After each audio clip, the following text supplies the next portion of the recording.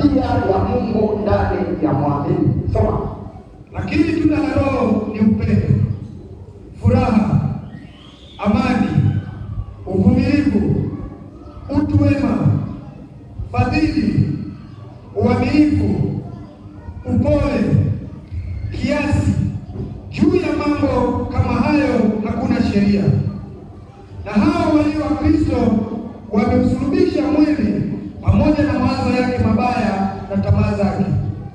Tukiishi kwa Roho na tuenende kwa Roho. Basi tukiishi kwa Roho tuenende kwa nini? Kwa Roho. Sasa kwa hiyo tunda, tabia kubwa ya Mungu pale kwenye kitabu cha Wagalatia, Mungu anapozungumza na Wagalatia, kanisa la kule Galatia, anazungumza habari za tabia ya Mungu ambayo ilipamba ndani ya mwamini. Sasa leo tunazungumzia tabia ya Mungu ambayo ni upendo. Ni upendo. Tunasema mahali fulani, upendo unasaidia nini? Upendo ndio unaobeba maisha yote ya Mungu. Ukiondoa upendo, na Mungu naye hayupo. Ukiondoa upendo ndani ya tabia ya Mungu, basi na Mungu naye hayupo. Sasa leo tutazungumzia upendo, ambapo upendo ndio unaobeba tabia zingine zote, kama jinsi ambavyo namba moja ndio unaobeba authority zote. Yaani upendo ndio unaomzaa nani huyu? Alexa. Upendo ndiye anayemzaa nani? Furaha. Kwa hiyo kama hakuna upendo ndani yako, na furaha haipo. Upendo ndiye anayemzaa furaha. Na ili moja tu, ili upendo ndio inabeba vitu lazima. Ile hapo utakuta shetani ambaye kwanza hakuna upendo. Maana tunasoma nini? Wa Mungu na wa shetani. Wa Mungu umebeba Biblia yote. Kwamba hata Mungu kuja kwetu, alikuja kwetu kwa njia ya upendo. Sema amen. Amen. Kwa maana jinsi Mungu anapenda nini? Ulimwengu. Kama umeokoka, kama mimi, nilikuwa mbaya, nilikuwa sifai, nilikuwa nimepoteza hali yote ya kumpa Mungu. Lakini upendo wa Mungu ulipofanyika ndani yangu kwa kupitia Yesu Kristo, ulibadilisha maisha yangu. Naweza kukutana na rais nikaona nimekaa na mtu wa kawaida. Naweza kukutana na mtu nikaona nimekaa na mtu mmoja. Maana mimi ninaiwakilisha mbingu. Sema amen. Ni ufalme ambao usiotikiswa. Kwa hiyo upendo, tutasoma kitabu, akwenda kitabu kile, amunisaidia kwa hata kitabu kile, hiyo wanero nilejea tu ambayo nafikiri kwamba itakuwa sio muhimu sana, lakini tunaona upendo ukoje. Tunasoma kwamba Musa alipewa sheria za kuwahukumu wana wa Israeli au kuwaokoa wana wa Israeli. Alipewa amri 10 kule mlima wa Sinai. Lakini Yesu yeye alipokuja, wale wanafunzi wa Musa walimuuliza maswali na Mathayo, wakimwambia Mafarisayo, wanaitwa Mafarisayo. Mafarisayo maana yake ni viongozi wa dini wasiopenda kuokoka. Sasa na wewe kama unataka kuokoka, wewe ni Farisayo, na kama utakuwa Farisayo utakuwa Sadukayo, na kama utakuwa Sadukayo utakuwa mwanasheria. Hao walikuwa wanataka kuokoka. Hao watu wamesoma sana, lakini hawataka kuokoka. Wakati wakijaribu Yesu, wakamwambia soma 22 mstari wa 34 haraka. Lakini haraka kama kusoma 24:34. Wafarisayo waliposikia kwamba amewafumba kinywa wale Masadukayo walifanya shauri pamoja. Mmoja wao mwanasheria akamuuliza akimjaribu, "Mwalimu, katika Torati ni amri ipi iliyo kuu?" Akamwambia, "Mpende Bwana Mungu wako kwa moyo wako wote, na kwa roho yako yote, na kwa akili zako zote. Hii ndiyo amri iliyo kuu, tena ni ya kwanza." Tena ni ya nini? Ya kwanza. Upendo ndiyo amri ya nini? Ya kwanza. Yaani kama kwenye alfabeti usipoanza pamoja, mbili haitokei. Yaani usipoanza pamoja, mbili haiji. Amen. Na usipoanza kwenye amri 10 na upendo, hizi zingine zote haziji, hazina faida yoyote. Ndio. Sasa Musa alipewa amri 10 alipokuwa kwenye mlima Sinai, kwa ajili ya kuongoza wahudumu wa Israeli wanapokosea. Amen. Ndio maana akasema usizini, sijui usiibe, sijui usimtamani mke wa jirani yako. Lakini ukiwa na upendo wa Mungu, huwezi kumtamani mke wa jirani yako. Amen. Ndio maana sasa anasema mpende Bwana Mungu wako, akili mpende Mungu, roho mpende Mungu, moyo mpende Mungu, na nini kingine? Vitu vingi bwana. Vyote vimpende Mungu. Usipompenda Mungu, utatamani mke wa jirani yako. Sema amina. Amen. Ukimpenda Mungu hutazini. Ukimpenda Mungu hutaiba. Ukimpenda Mungu hutachukia jirani yako. Amen. Kwa hiyo Yahudi anasema, akawajibu akawaambia, hili ndiyo amri iliyo kuu kupita zote. Lakini endelea, inayofanana na hiyo. Mstari wa 39. Na ya pili yafananayo, nayo ni hii: mpende jirani yako kama nafsi yako. Katika amri hizi mbili hutegemea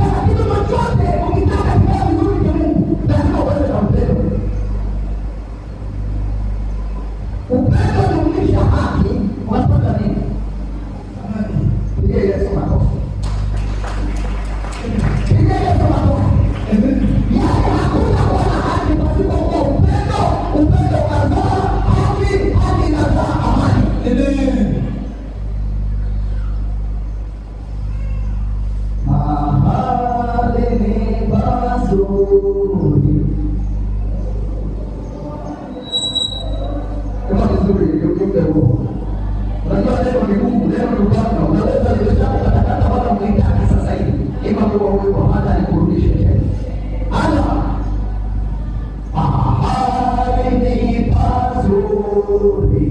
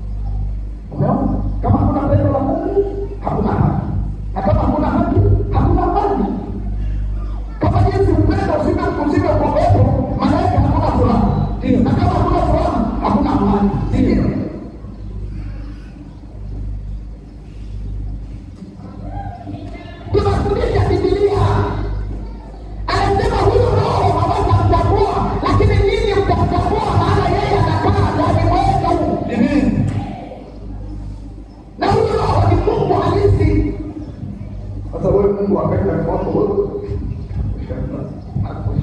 Alafu unababaisha mtu ambaye Mungu anayekaa ndani mwake. Ndio ndio nakuja. Wewe unapige chenga mtu Mungu anayekaa ndani mwake, maana anasema roho yeye hakai kwao. Lakini ninyi huyu roho atakaa nini? Ndani yenu. Ndio. Na mtakuwa hata hali ya kufundishwa au roho yeye ndiye atakayewafundisha kwa maana atakufundisha kingine, atakufundisha kisichokozane, yeye kama kosi la kuelewa. Kama upendo. Mungu ni pendo, apenda watu. Mungu ni pendo. Leo kuimba tu.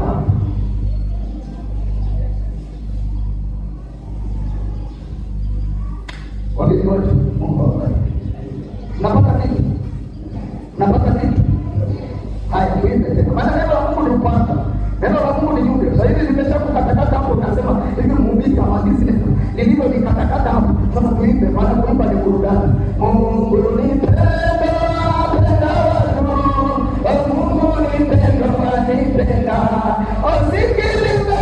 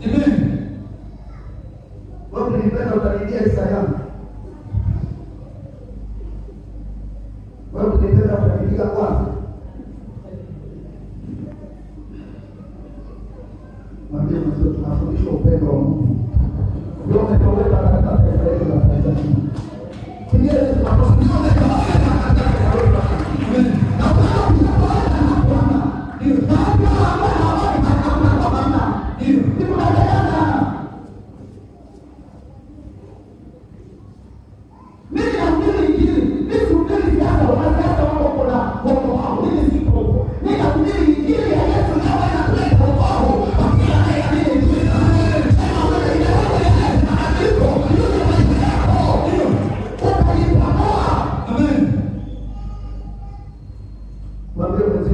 sio leo hapa.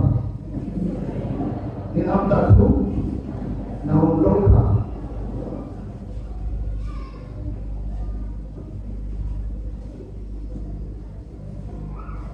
Wanafikiri tena Marekani. Sasa hivi Trump anashikilia kubwa kwa sheria kali. Wageni pia hapa sisi Israeli sisi mbona nini? Maana hiyo sio Marekani. Kumbe Trump naye pia vile jamaa sio ni Marekani. Marekani ilikuwa ya Mungu wenye kudini wa Wahindi wekundu. Ile Marekani haina mtu. Kama Dar es Salaam sio na mtu. Wanataka kwa watu waenda hapo Chole. Dar es Salaam ni inaelewa na makabila yote Tanzania. Ndio na Marekani. Sasa hapo yeye anasema ni Marekani. Hapo sio Marekani. Sema amen. Amen. Kichuki tu kwa sababu hana upendo wa Mungu.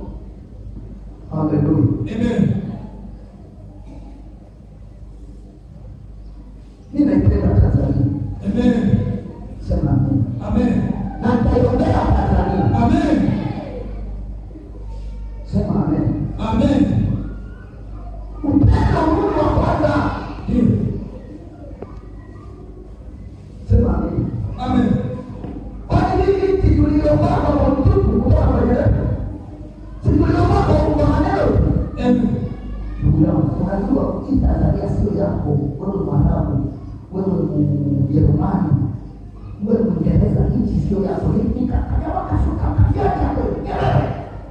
Maneno kama wakija upendo wa kuipenda Tanzania, wanatupe maana upendo haushindwi neno lolote. Ndio.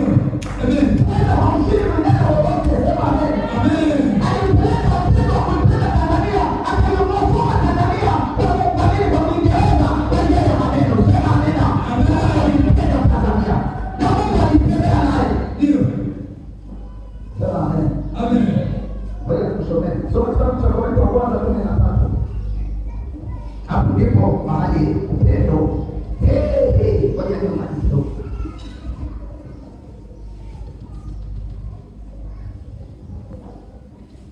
Wakorintho wa kwanza 15 mstari wa kwanza. Japosema kwa lugha za wanadamu na za malaika, kama sina upendo nimekuwa shaba iliayo na upatu umahu. Usome pole maana hapo wanapotaka mwisho tutaka naweza nikaishia hapo. Nikahimiza vitu vichache. Rudia tena maana nilikuwa nakunywa maji. Nijaposema kwa lugha za wanadamu na za malaika, kama sina upendo nimekuwa shaba iliayo na upatu uvumao. Umesikia habari ya upendo? Hata nikisema lugha zote za malaika wanawakilisha Mungu. Sema nini? Amen. Na za wanadamu na Kiingereza na Kihindi na Kifaransa na Kiusa na Kipare. Kama sina upendo nimekuwa nini? Debe lilialo lisilo na kitu. Ile shamba lilialo na upatu ni debe lisilo na kitu.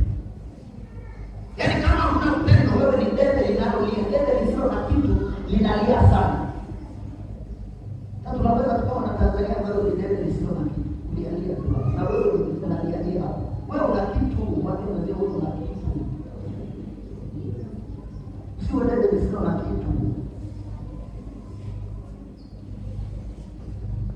Niko na debe hapo. Ningekuonyesha. Ninapopiga debe lisilo na kitu. Kama sina upendo, nimekuwa shamba iliayo upatu.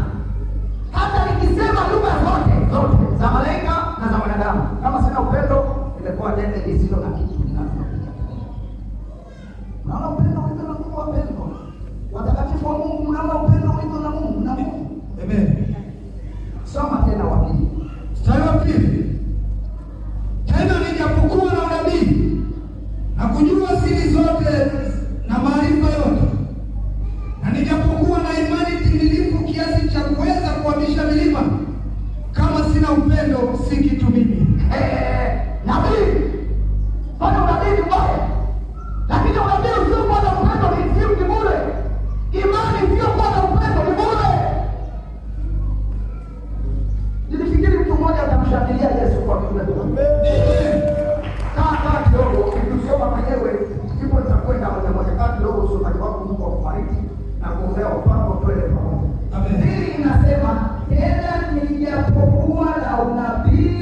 kujua siri zote na maarifa yote, siri zote. Hata kama utajua waliopotea kwamba wako wapi, lakini kama huna upendo, maana ni siri hizi. Hebu nisaidie kusema amina. Amen. Kama unajua Mungu alikofichwa, lakini kama huna upendo bado ni kazi tu. Ndio.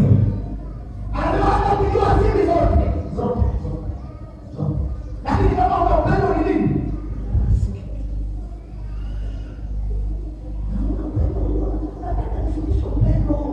Ndio. Nataka kusomea nini nifundishe upendo. Amen. Watu wanafundisha tu upendo, wanataka kupigana makombi, kupigana kwa sababu upendo hauhesabu mabaya. Ndio makombi na vigelegele kwa Bwana. Amen. Amen. Ndio. Halo. Amen. Halo. Amen. Hata vitu vyote, hata nikiwa na imani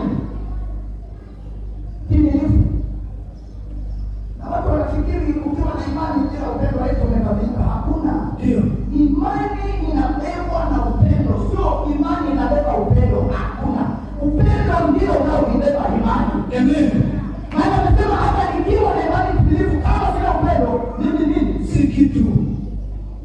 Sasa inabidi kati ya imani na upendo, kipi ambacho tunatakiwa kuwa na pamoja? Upendo. Nimeomba Mungu sana na Roho Mtakatifu. Mungu kiumbe utakapofikia mwisho, nione kanisa linaloniongoza. Amen. Upendo ndio baraka za Mungu zinamiminika kwa upendo. Amen. Anasema mahali penye mmoja na upendo ndipo Mungu alibariki nini? Baraka. Amen. Sema amen. Amen. Sema amen. Amen. Mwambie msio kuwa na upendo utalala. Mwambie kuwa na upendo ulali.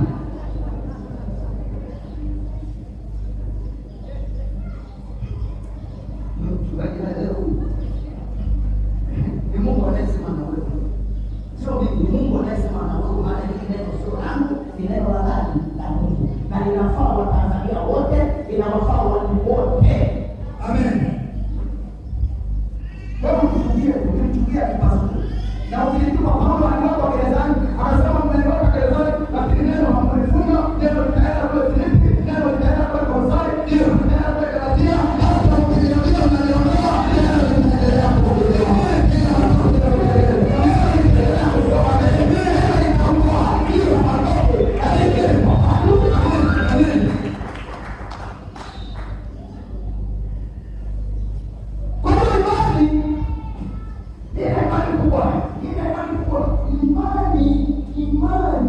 Imani inazaliwa na upendo. Ibrahimu ni baba wa imani, lakini kilicho na ile imani ya Ibrahimu ni kwa sababu alimpenda Mungu. Amen.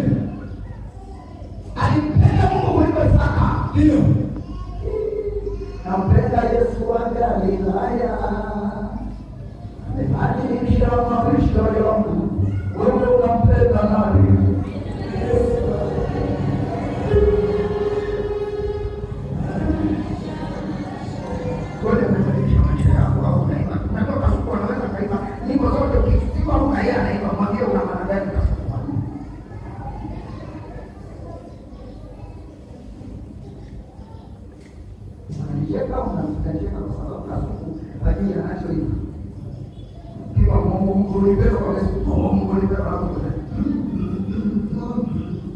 Ukimwambia unalipa nini, anasema mimi kufuatisha wewe.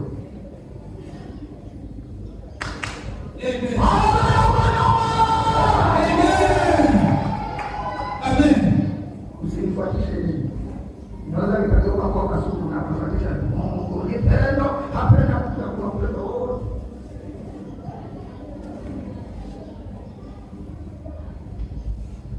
Soma hiyo. Mstari wa 3. Tena nikitoa mali zangu zote kuwalisha maskini. Mali zote sitoe. Wewe unachukua kama gari linalotoka Dar es Salaam kufika Morogoro, unasema upate kuchimba dawa. Upate chochote. Sasa na wewe unachukua. Sasa kusoma tena. Tena nikitoa mali zangu zote kuwalisha maskini. Nikitoa mali zangu zote. Sasa watu wanapofikiri kuwapa maskini ndio kwenda mbinguni, ndio kuwa na upendo wa Mungu. Pole. Wewe unakula na mbingu huwezi.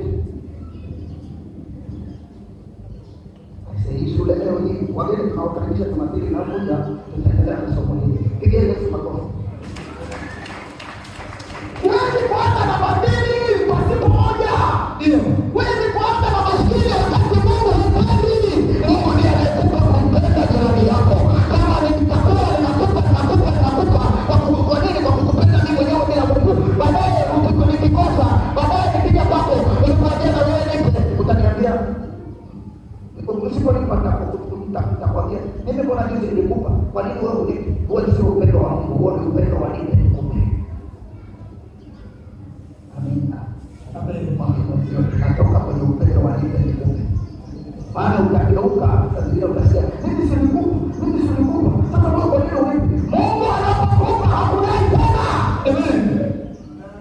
Wala hategemei kwamba nini kifanyike kwako. Yesu alilipa deni letu pasipo sisi kumpa chochote. Ulimpa nini Yesu? Waliookoka hoye. Hoye. Sema hoye. Hoye. Bwana sisi wamekuwa fashion. Sasa sema hoye. Hoye.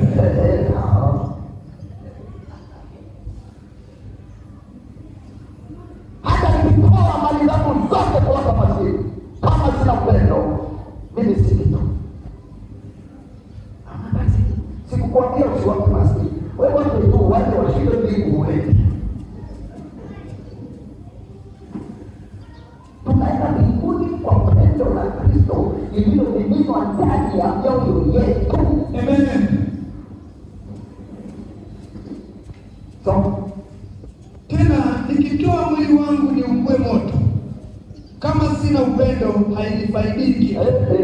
Hata nikitoa, unajua kile kingine kule Uganda walitoa miili yao iwe moto ili waende mbinguni. Wakati wanafaa kibwetele waliokuwa na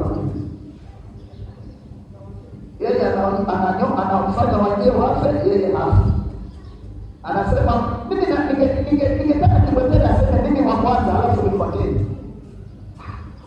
Mimi nakwambia usipokuwa na maarifa ya Mungu kwa kupitia upendo wa Mungu tunakwenda kubaya. Ndio. Kwani tunauziwa mafuta? Yamekusaidia nini? Hatuna Mungu mafuta. Hatuna Mungu maji. Ndio. Tuna Mungu aliye hai ambaye tunamwamini kwa kupitia imani ya Yesu Kristo. Imani ni kuwa na uhakika, ni bayana ya mambo yasiyoonekana, ni mambo yasiyoshikika. Amen. Wewe unaona Mungu. Lakini amekuokoa kama jamaa. Lakini si amekuokoa. Ulimwona. Sasa kwa nini unataka kujua mafuta na maji? Watu wangu wanaangamizwa kwa kukosa nini? Maarifa. Kwa kukosa nini? Maarifa. Suleiman alipochukua utawala wa baba yake aliambiwa omba. Aliomba nini? Hekima na maarifa. Hekima na nini? Na maarifa. Yule alikuwa mfalme. Alichokuwa anataka ni hekima na nini? Na maarifa.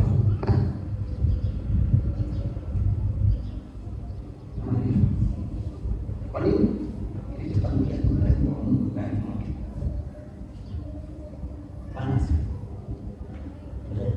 Mstari wa 4. Upendo uvumilia. Sikiliza. Upendo uvumilia. Tabia ya upendo. Okay, kuja upendo uvumilia. Nenda kitabu cha Wagalatia. Kwamba upendo unazaa nini? Unazaa furaha. Furaha inazaa amani. Amani inazaa nini? Uvumilivu. Umesikia? Upendo unafanya nini? Uvumilivu. Tunakwenda huku tunakuja. Upendo unazaa furaha. Yaani kwa maana ukiwapa gerezani, unapenda Mungu kwa gerezani unasema nimepakishiwa. Basi ile hoteli kubwa kule mjini inaitwa ni Serena. Bado upendo wa Mungu umejaa huko ndani gerezani. Unaipa ile kule Mungu wangu leo. Ayuliwe. Maana unafuraha. Yesu anasema furaha yako ni wapayo. Hakuna awezaye kuwaondolea. Na akasema amani yangu ni wapayo. Sivyo ulimwengu unavyofanya nini? Unavyotoa. Watu wa Mungu, ninakufundisha wewe uliyemwamini Yesu. Amani ya Mungu ni amani ambayo haitolewi na ulimwengu. Maana tumesoma kwamba ile 57 mstari yangu ule unasema hakuna amani kwa nini? Amani ni nini? Ni utulivu. Ni utulivu. Umeshaokoka na nigonjwa Yesu alifia msalabani. Nipombe Yesu alifia msalabani. Ni uzinzi Yesu alifia msalabani. Kupigana magumi Yesu alifia pale msalabani. Anasema mtaweka mikono juu ya wagonjwa na watapata afya. Mikono yangu sio ya kupiga sawa pale. Mikono yangu ni kuweka juu ya wagonjwa ili wagonjwa wapate nini? Uzima. Amen.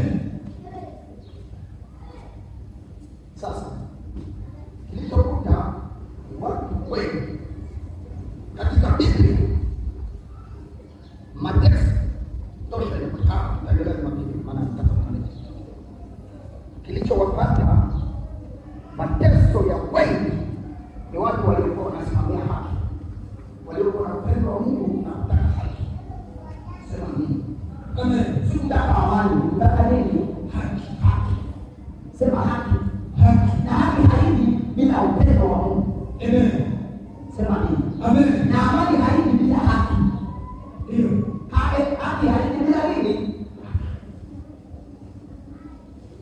Amani ndio inazaa haki. Na haki ndio inazaa amani.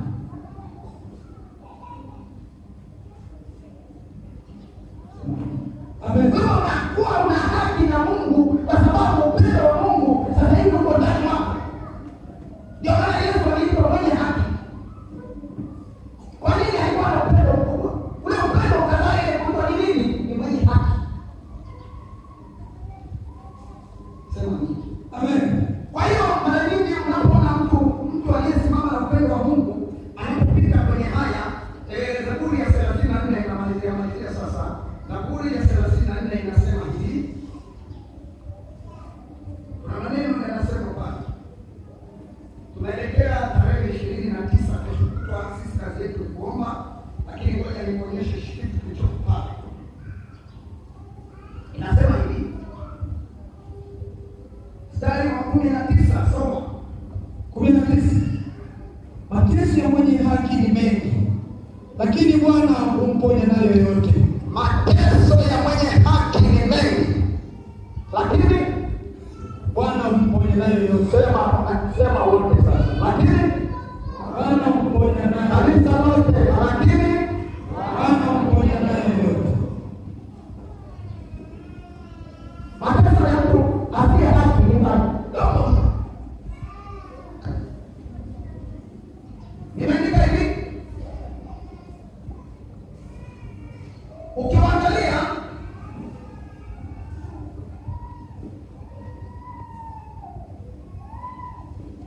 akina nani? Akina Shadraka, Meshaki na Abednego walikutana na mambo makubwa magumu kwa sababu walikuwa wamebeba upendo wa Mungu. Amen. Ule upendo ukawapa haki ya kumwamini hata kwenye mazingira magumu. Ukawapa haki ya kutokusujudia sanamu la Nebukadneza. Ndio. Naomba nimalize. Mungu kutengea Mungu kanisa. Tunakwenda tarehe 29 ambapo tunakosa kubwa. Lakini mimi nakuhakikishia Tanzania ni ya Mungu. Tutatoka vizuri mno. Amen. Tanzania ni ya Mungu. Amen. Sema nina pigia Yesu makofi. Amen. Amen.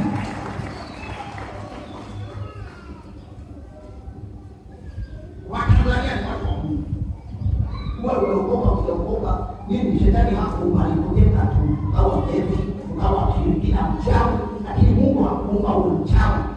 Ndio maana anasema nchi na yote kijazao ni mali ya nani? Ya Bwana. Nchi na yote hebu tuseme ni mali ya nani? Ya Bwana. Hata watekaji wa Bwana sio kwamba waliumba, ni shetani. Sema shetani ushindwe kwa jina la Yesu. Shetani ushindwe kwa jina la Yesu. Sema hivyo, watakuja kwako, watakuja kwako. Wacha atacheka tu hapo. Ni shetani, wala sio mtu. Wala usimchukie mtu. Usimchukie mtu. Ni shetani anayekaa ndani ya mtu. Kama Mungu anavyokaa ndani ya mtu, mtu akamhubiri habari njema za upendo, za haki. Ndivyo shetani akikaa ndani ya mtu, anafanya mambo ya kishetani. Amen. Sema amen. Amen. Kwa hiyo Danieli walienda kupimwa kwa njia ya chakula. Hivi kweli ulokole wa leo, niangalie ulokole mwenzangu. Hivi kweli wewe ufike umeandaliwa chakula kwa mfano na mheshimiwa wetu Rais wa Jamhuri ya Muungano wa Tanzania kuweka pale. Utaanza kuuliza kwamba hiki chakula kina maji si wa mdibe wa roho na mdibe ukijika. Ukifika pale nimepangwa hapa kuna kuku, hapa kuna samaki, hapa kuna matunda, hapa kuna nini. Wewe kinachokwenda pale duniani na tunatreka. Na malize kuniambia tuanze kupiga draft. Nakwambia hivi, kila kimesha kiwa wanao waliona ndani ya kile chakula cha mfalme kuna ugali fulani. Wakakataa Mungu, wakakataa wajajio, wakalisema ya leo. Ile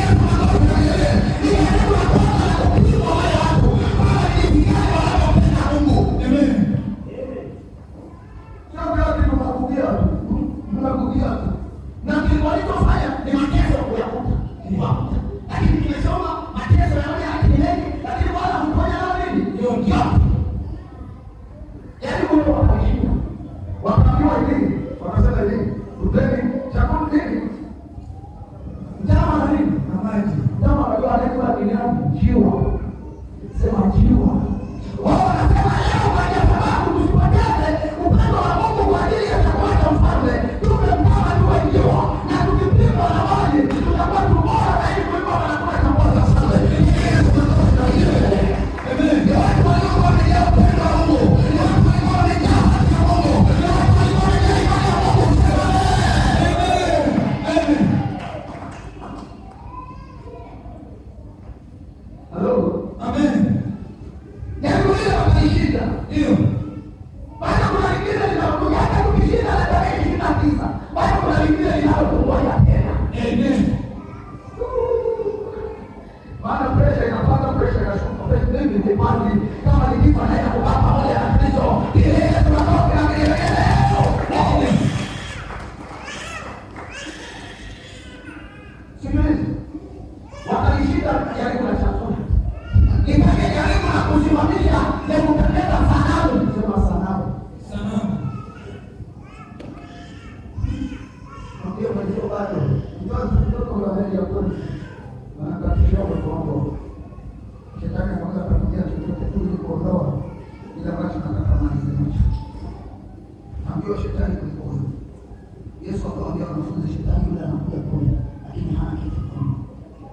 Yesu akasema shetani yule anakuja kule lakini hana kitu. Na wao wakasema kwamba shetani anakuja na kitu kwa atakuformua. Atakuformua. Mara kuna kitu cha shetani unacho. Hana kitu kwa. Wakashinda habari ya chakula cha mfalme. Mfalme akaona hapa nina watu. Wakaenda kwenye sanamu ya Nebukadneza. Wakasema ibada yetu haikuruhusu kusikia sanamu. Wanasema mfalme katika hili hatuna sababu ya kukuambia. Sasa mimi nataka kujua kwamba ni wewe mnapole unajuaje nuru na giza unajua? Au wewe utakuletewa giza kwako unapigia makofi. Ukaletewa sijui nini unapigia. Yaani wewe hujui chochote. Lakini kumbuka Roho Mtakatifu analeta ndani mwako. Ndiye analeta mafunuo ya Mungu. Hata haja ya mtu kuwafundisha ndio Bwana ndio Bwana. Bali Bwana atawafundisha mwenyewe kwa njia ya Roho Mtakatifu. Amen. Amen. Sema amen. Amen. Sasa kama sisi tumebeba siri za Mungu, kazi yetu sisi ni kuomba. Ndio. Ilikuwa kazi ya Yona pale kwenye ile ni kuomba lakini akalala. Ndio. Sanamu akasimamishwa akasema mfalme kwa hilo. Sasa sikiliza. Sio kwamba ukikataa mambo ya kishetani ambayo yatakuja kutokea mtu. Sio kwamba unakaa salama. Imani yako ndio itakao kusababisha na upendo wa Mungu kufuate kule kwenye moto. Ukielewa nilichosema? Upendo wa Mungu na imani ya kumwamini sio imani ya kusita. Ukasema mimi nampenda Yesu. Mimi sitakuta Yesu. Mimi sikuamini.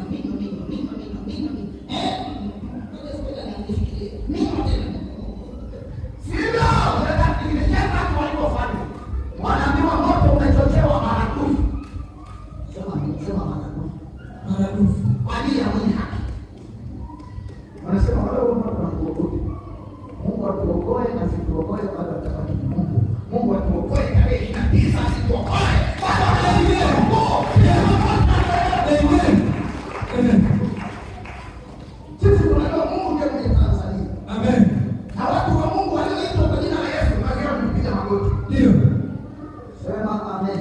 Amen. Sasa mimi sikwambii nitaambiwa na Roho Mtakatifu.